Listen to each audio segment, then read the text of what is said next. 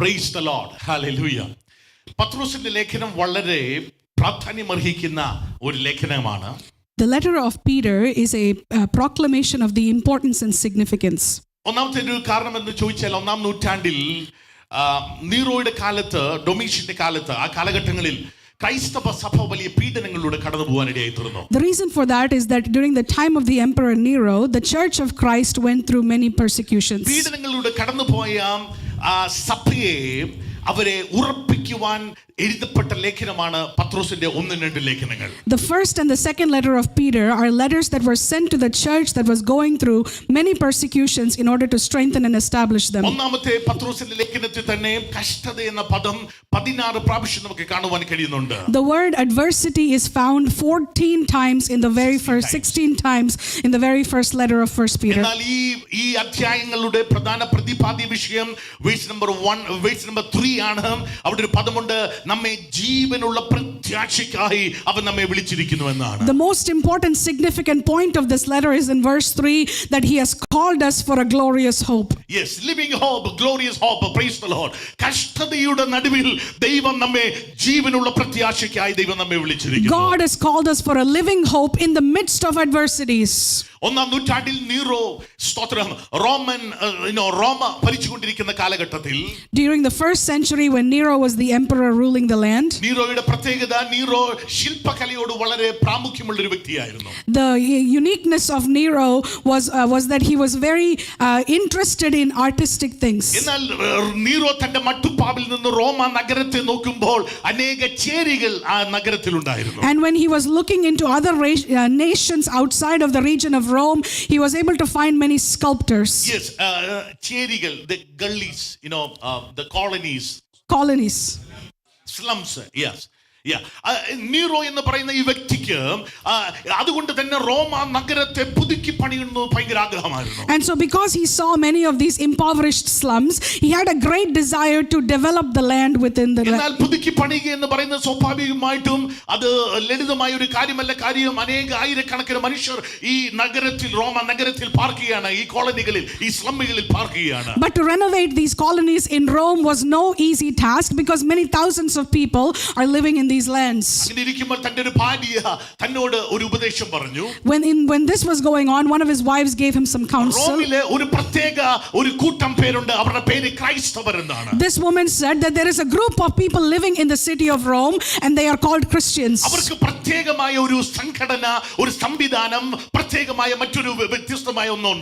They have something that is completely unique and different that we don't have.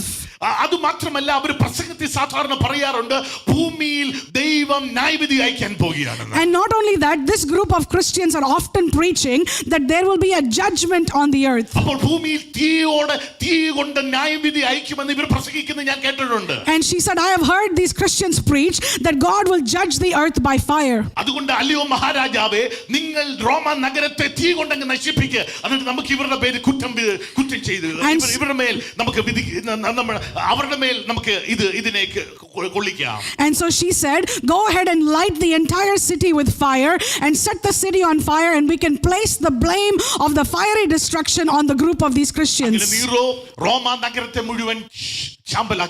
And as a result, Nero burned the entire nation to ashes. And the people of Nero began to put the blame on the Christians, that it was the Christians that set fire. Naturally, the people of the land began to become contrary and against the people of God.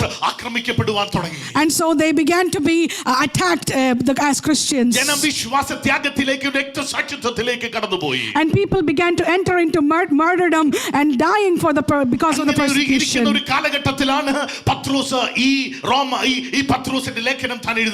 And under these circumstances, Peter writes the letter. ഈ 1, 2, 3 അധ്യായങ്ങളിൽ തന്നെ പല വാക്യങ്ങൾ നമുക്ക് കാണുവാൻ കഴിയുന്നുണ്ട്. സഭ കടന്നുപോയ പ്രതികൂലത്തെക്കുറിച്ച് ഉള്ള പരാമർശങ്ങൾ നമുക്ക് കാണുവാൻ കഴിയുന്നുണ്ട്. We are able to see many of the adverse situations that the church went through in the 1st, 2nd and 3rd chapter chapters of the first letter. നമുക്ക് കാണുന്നു അല്പനേരത്തേക്ക് നാനാ പരീക്ഷകളാൽ നിങ്ങൾ ദുഃഖിച്ചിരിക്കേണ്ടി വന്നാലും. Even though when we read in chapter 1, though we suffer many things for a time period. രണ്ടാം അധ്യായത്തിൽ കടന്നു വരുമ്പോൾ കഷ്ടതയുടെ അഗ്നിശോധന എന്ന് പറയുന്നത് നമുക്ക് കാണുവാൻ കഴിയുന്നു. We read about the trial by fire as we go through adversities in chapter 2.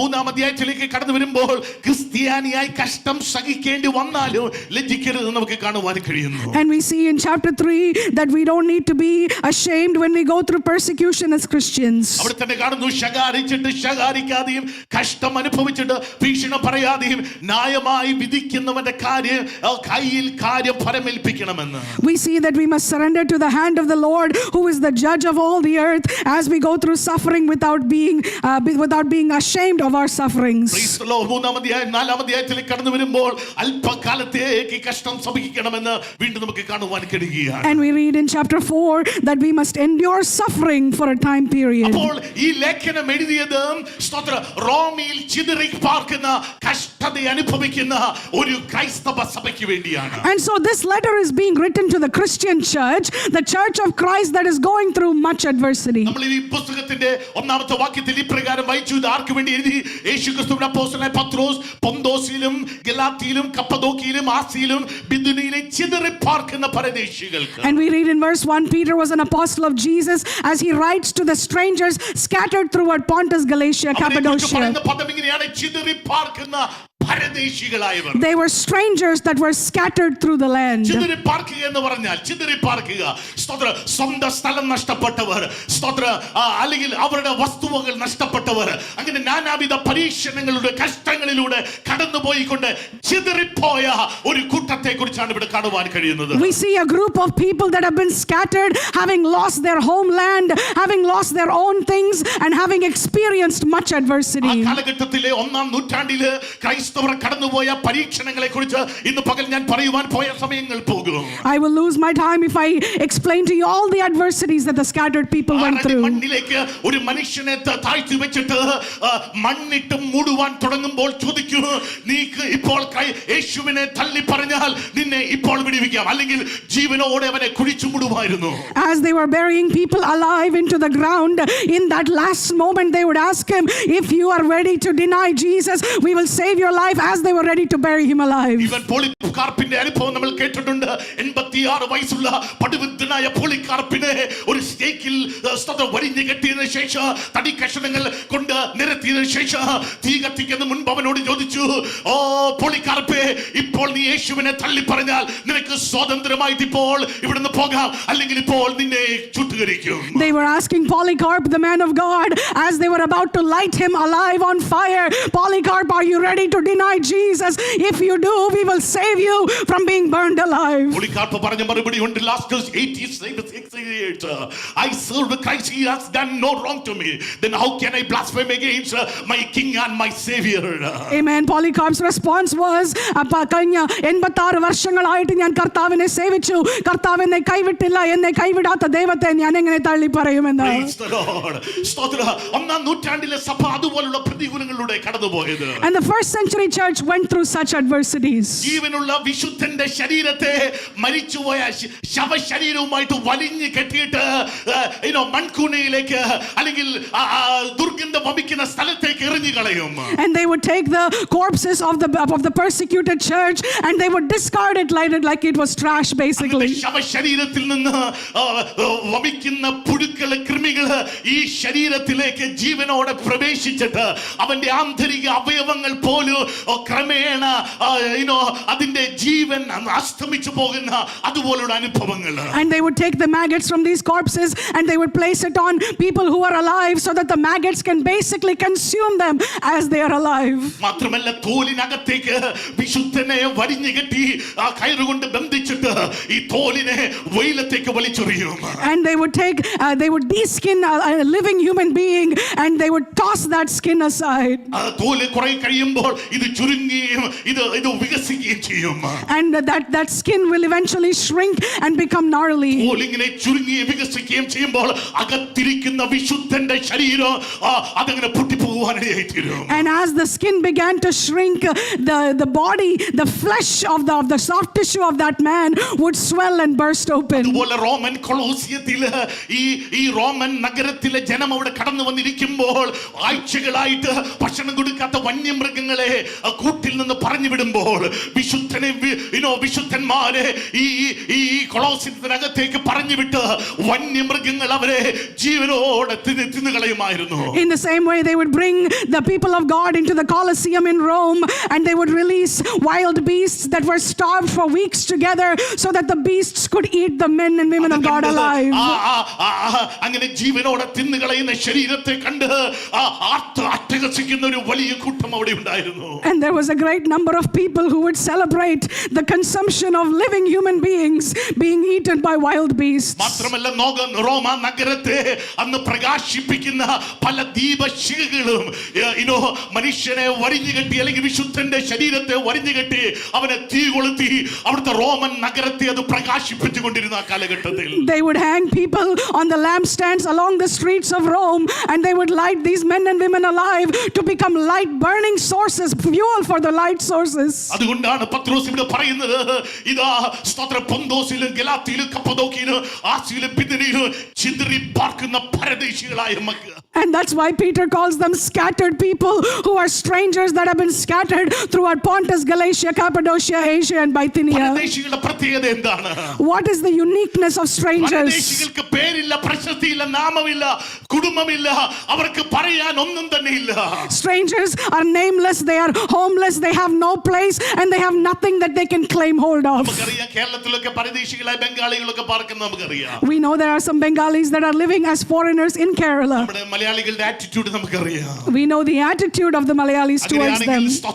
ഒന്നാം നൂറ്റാണ്ടിലെ ക്രൈസ്തവരെ പരദേശികൾ എന്നാണ് മുദ്രകുത്തിയത്.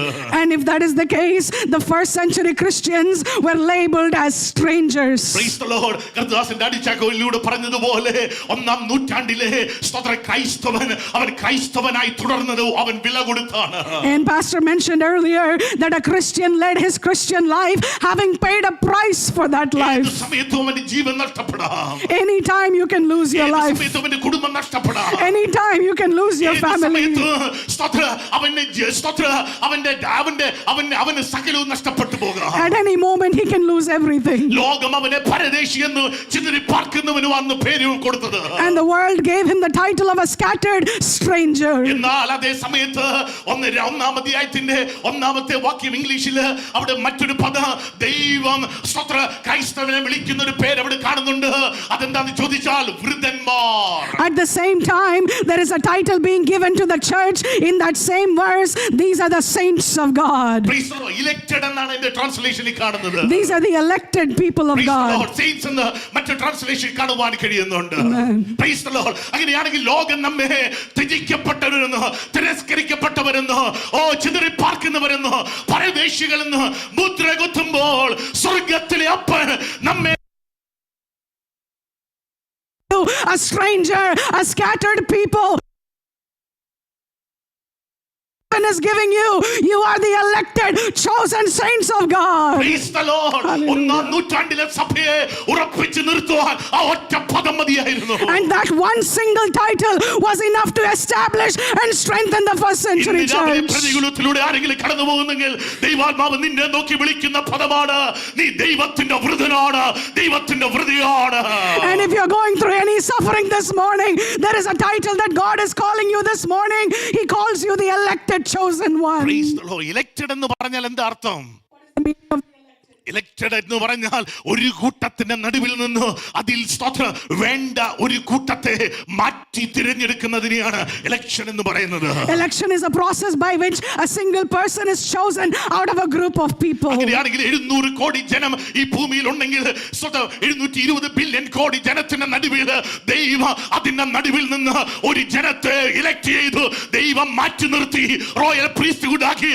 അത് ആ ഇലക്റ്റഡ് ആണ് ഇന്ന് രാവിലെ സത്യത്തിലും ആത്മാവില് ദൈവത്തെ സ്തുതിക്കുന്ന തന്റെ ജനം. And out of the billions of people that are living on this earth, God has chosen a handful of people and He has called you the elected people washed by the blood of Jesus. ഓ hallelujah. സന്തോഷമുള്ള ദൈവമക്കൾക്കായി ഞാൻ ദൈവത്തിന് സ്തോത്രം ചെയ്യുന്നു. Oh, give God the glory if you are joyful in being the elected people this ഈ morning. ലോകത്തിൽ മനുഷ്യൻ നിനക്ക് പേര് തന്നില്ലെങ്കിൽ, ഈ ലോകത്തിൽ മനുഷ്യൻ നിന്നെ തിരസ്കരിച്ചാൽ, ഈ ലോകത്തിൽ മനുഷ്യൻ നിന്നെ ചവിട്ടി കളഞ്ഞാൽ, ആ അഖിലാണ്ട ചരാചരത്തെ ഒരു വാക്കുകൊണ്ട് വിളിച്ചവൻ അവൻ നിന്നെ വിളിക്കുന്ന പേരാണ് നീ ദൈവത്തിന്റെ വൃതനാണ്, ദൈവത്തിന്റെ വൃതയാണ്. Even if the world does not accept you, even if the world has rejected you, today the Lord says, I have given you a new title. You are the elected, chosen royal priesthood of God. Hallelujah. Amen. Hallelujah. Hallelujah. സന്തോഷമുള്ള ദൈവമക്കളൊന്ന് സ്വന്തം പറഞ്ഞാട്ടെ. Hallelujah. Praise the Lord. വൃദ്ധന്റെ 3 പ്രത്യേകതകൾ ആ രണ്ടാമത്തെ വാക്യത്തിൽ കാണുവാൻ കഴിയുകയാണ്. We see 3 unique things about the elected in verse 2. സ്തോത്രം. ഒന്നാമത്തെ പ്രത്യേകത, വൃദ്ധന്റെ ഒന്നാമത്തെ പ്രത്യേകത, അവൻ പിതാവിനാൽ മുന്നറിയിക്കപ്പെട്ടവനാണ്. It means that to be elected is to be chosen ahead of time by the Father. വൃദ്ധൻ അവൻ പിതാവായ ദൈവത്താൽ മുന്നറിയിക്കപ്പെട്ടവനാണ്. They have been chosen by the Father with the foreknowledge of God. 2, അവൻ ആത്മാവിനാൽ വിശുദ്ധീകരണം പ്രാപിച്ചവനാണ്. Secondly, they have received the sanctification through the Holy Spirit. 3, അവൻ യേശുക്രിസ്തുവിന്റെ രക്തത്താൽ തളിക്കപ്പെട്ടവനാണ്. And thirdly, they are people who have been washed by the sprinkling of the blood of അങ്ങനെയാണെങ്കിൽ ഇന്ന് Jesus. രാവിലെ definition of വൃദ്ധൻ എന്താണ്? വൃദ്ധൻ എന്ന പദത്തിന്റെ അർത്ഥം എന്താണ്? In that case, what is the meaning of becoming the elect of Pathros God? പറയുകയാണ് 3 അർത്ഥങ്ങൾ. Peter says 3 meanings. ഒന്നാമത് അവൻ പിതാവിനാൽ മുന്നറിയിക്കപ്പെട്ടവനാണ്. Number 1, you have been chosen with the foreknowledge of അവൻ God. പിതാവിനാൽ മുൻ നിയമിക്കപ്പെട്ടവനാണ്. You have been chosen ahead of time with the foreknowledge of 2, God. പരിശുദ്ധാത്മാവിനാൽ അവൻ വിശുദ്ധീകരിക്കപ്പെട്ടവനാണ്. And secondly, he has been sanctified by the power of the Holy 3, Spirit. അവൻ യേശുക്രിസ്തുവിന്റെ രക്തത്താൽ അവൻ തളിക്കപ്പെട്ടവനാണ്. Thirdly, he is washed by the sprinkling of the അങ്ങനെയാണെങ്കിൽ ഇവിടെ blood. ഇരിക്കുന്ന വൃദ്ധയെ ഇന്ന് രാവിലെ നീ പ്രത്യേകതയുള്ളവനാണ്, പ്രത്യേകതയുള്ളവളാണ്. Amen. This morning, elect women of God and elect men of God, you are unique in the eyes of Because God. ദൈവത്തിന്റെ മുന്നറിവിന്റെ ഭാഗമാണ് ഇന്ന് പകൽ നീ ഇവിടെ ഇരിക്കുന്നതിന് കാരണം. The reason you're sitting here today is because God chose you before the time was with the foreknowledge of God. സഹോദര സഹോദരി, നമ്മൾ പലപ്പോഴും ഓർക്ക് നമ്മൾ ഇവിടെ വന്നപ്പെട്ടവരാണെന്ന്.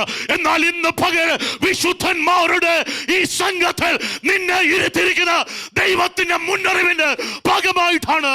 In this morning time, each and every one of us have come from different places, but we are sitting here today because God elected us before the time with the foreknowledge of God. അനാദികാലം നിത്യതയുടെ നിത്യതയ്ക്ക് മുൻപ് എഫേസ്യ ലേഖനം 1:4 പറയുന്നു, പൂർവ്വകാലങ്ങൾക്ക് മുൻപ് അവൻ നമ്മെ മുൻനിർണയിക്കുവാനിടയായി തീർന്നു. In the book of Ephesians chapter 1, we read that he chose and predestined us even before the foundations of the world. Praise the Lord.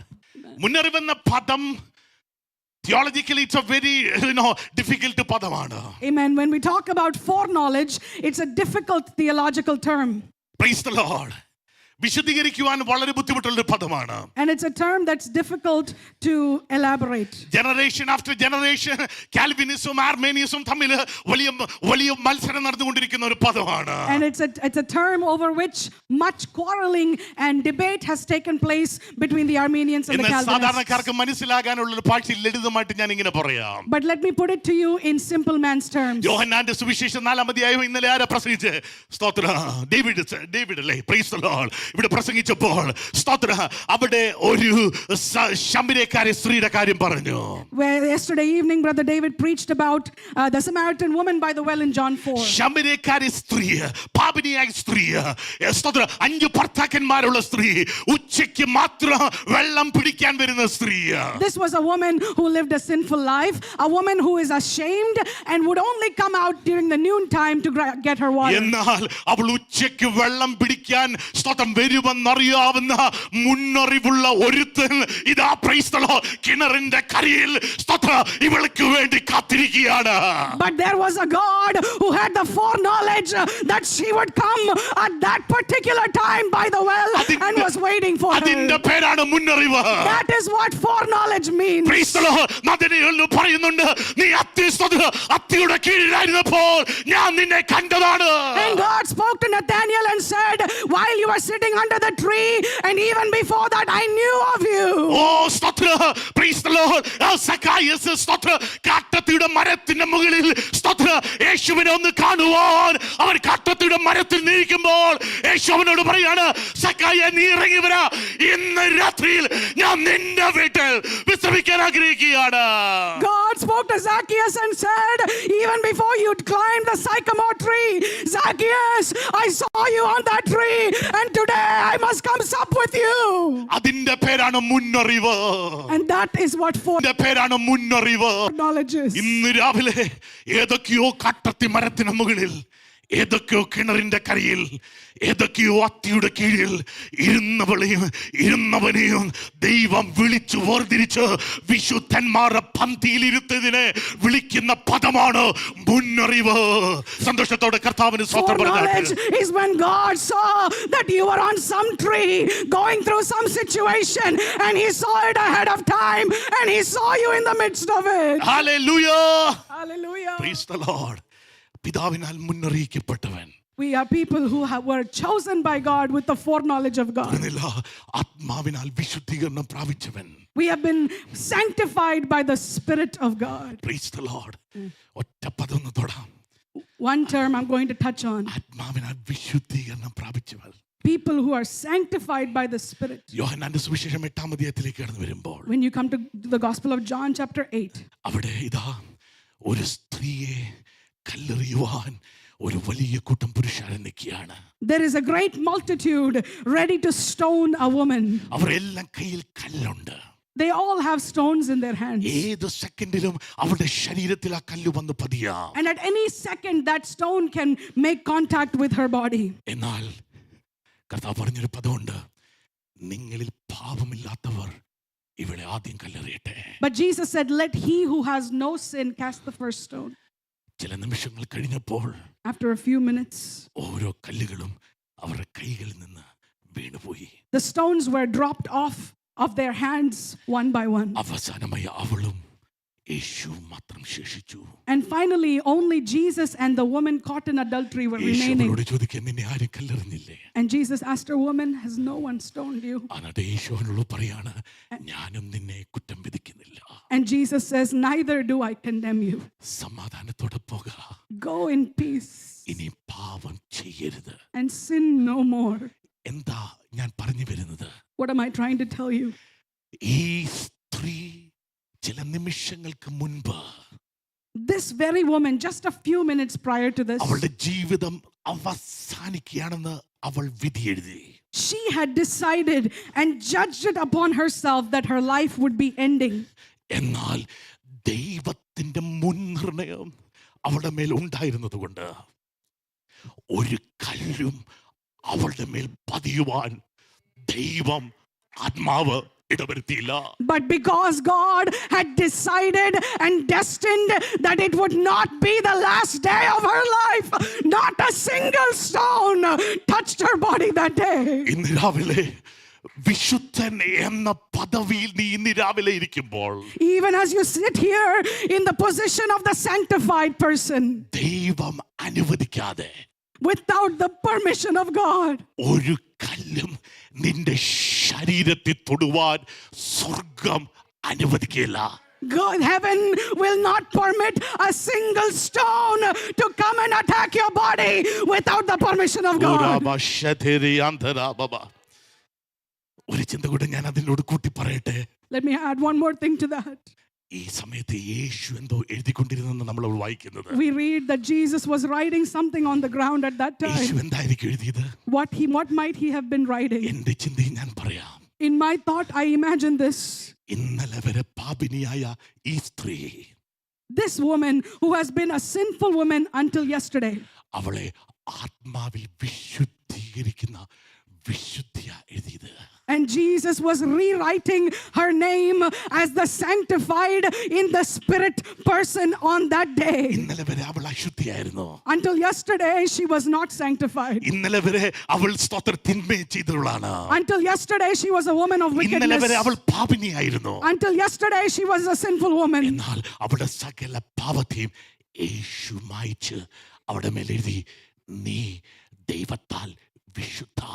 But in that moment, Jesus erased all her sins, and from that moment onwards, she became the sanctified woman of God. പറഞ്ഞവർ മനസ്സിലായ ഒരു ദൈവത്തെ മാത്രം സ്തുതിക്കണം. If you understand, praise only God this morning. ഇന്ന് രാവിലെ നീ വിശുദ്ധന്റെ പദവിയിൽ ഇരിക്കുന്നത് നിന്റെ വിശുദ്ധിയുടെ ശ്രേഷ്ഠത കൊണ്ടല്ല, മറിച്ച് ദൈവത്തിന്റെ വചനം പറയുന്നു, അവന്റെ നീതി നിന്റെ മേൽ തന്ന് അവൻ നിന്നെ പൊസിഷനിൽ സാങ്ക്ടിഫൈഡ് ആയിട്ട് അവൻ നിന്നെ പ്രഖ്യാപിച്ചത് കൊണ്ടാണ് ഇന്ന് രാവിലെ വിശുദ്ധന്മാരുടെ പന്തിയിൽ ഇന്ന് പകലിരിക്കുവാൻ ദൈവം നിനക്ക് അനുവാദം തന്നത്. The reason you're sitting at the table of the sanctified is not because of your greatness and holiness, but because in his power, in his holiness, he declared that you are sanctified, and now you have a seat at the table of the sanctified. Praise the Lord. Hallelujah. Praise the Lord. Hallelujah. Praise the Lord. Hallelujah. ഓ രാബ ശംദനാമ, ഇന്ന് പകൽ ഞാൻ കർത്താവിനെ ഒരിക്കൽ കൂടി സ്തോത്രം ചെയ്യുകയാണ്. I praise God again and again this ആ morning. പാപിനിയായ സ്ത്രീയെ പോലെ Like that sinful woman. ഓ ജീവിതം അവസാനിച്ചുവെന്നും I thought my life was ഇതിന്റെ coming to an end. അന്തമാണെന്നും ഒക്കെ ചിന്തിച്ച മണ്ഡലങ്ങളിലും Even when I thought this was the end. ദൈവത്തിന്റെ മുന്നറിവ് എന്റെ മേലുണ്ടായിരുന്നത് കൊണ്ട് ഒരു കല്ലും പതിക്കാതെ ഇന്ന് പകല് ദൈവസന്നിധിയിലിരിക്കുവാൻ ദൈവം എനിക്ക് ഭാഗ്യം തന്നു. ആ ഭാഗ്യത്തെ ഓർത്ത് ഈ രാവിലെ ദൈവത്തിന് സ്തോത്രം പറഞ്ഞാട്ടെ. Because God had the foreknowledge of my situation, he gave me a position at his table, and I give God the praise for it. Praise the Lord. Hallelujah. മനസ്സിലാക്കിയ ദൈവമക്കൾക്കായി ഞാൻ ദൈവത്തിന് I സ്തോത്രം. praise God for those of you that understood this. പിതാവിനാൽ മുന്നറിഞ്ഞവർ, We are people whom God had foreknowledge of. ആത്മാവിനാൽ വിശുദ്ധീകരിക്കപ്പെട്ടവർ, People sanctified of the Spirit. തീർന്നില്ല, യേശുക്രിസ്തുവിന്റെ രക്തത്താൽ തളിക്കപ്പെട്ടവർ. And not only that, washed by the sprinkling of the blood. ആരാ വൃദ്ധൻ? Who is the elect? ഓ അവൻ യേശുവിന്റെ രക്തത്താൽ തളിക്കപ്പെട്ടവനാ. They are people who are washed by the sprinkling of the blood. ഒറ്റ പദം ഞാൻ ഇന്ന് രാവിലെ പറഞ്ഞ് അവസാനിപ്പിക്കുക. Let me share one word and I come to an end. Kalvari ക്രൂശിലേക്ക് നിങ്ങളൊന്ന് നോക്കിയാട്ട്. If you look at the cross of Calvary, Kalvari ക്രൂശിന്റെ രണ്ട് വശത്തും രണ്ട് കള്ളന്മാർ കിടക്കുന്നു. there are two thieves, hallelujah, crucified on either side of രണ്ട് Jesus. കള്ളന്മാരും യേശുവിനെ മറുത്തു പറഞ്ഞുകൊണ്ടിരിക്കുകയാണ്. And both of these thieves are hanging on the cross. എന്നാൽ മറുത്തു പറഞ്ഞുകൊണ്ടിരുന്നപ്പോൾ ഒരു കള്ളന്റെ അകത്തെ അന്തരാത്മാവിൽ ബോധ്യം വന്നു, ഇവൻ ഒരു സാധാരണക്കാരനല്ല, ഇവൻ രാജത്വം പ്രാപിച്ച് വരാൻ പോകുന്ന രാജാതി രാജാവാ. But all of a sudden, in the heart of one of the thieves, he had the enlightened revelation that he is not an ordinary sinner like us.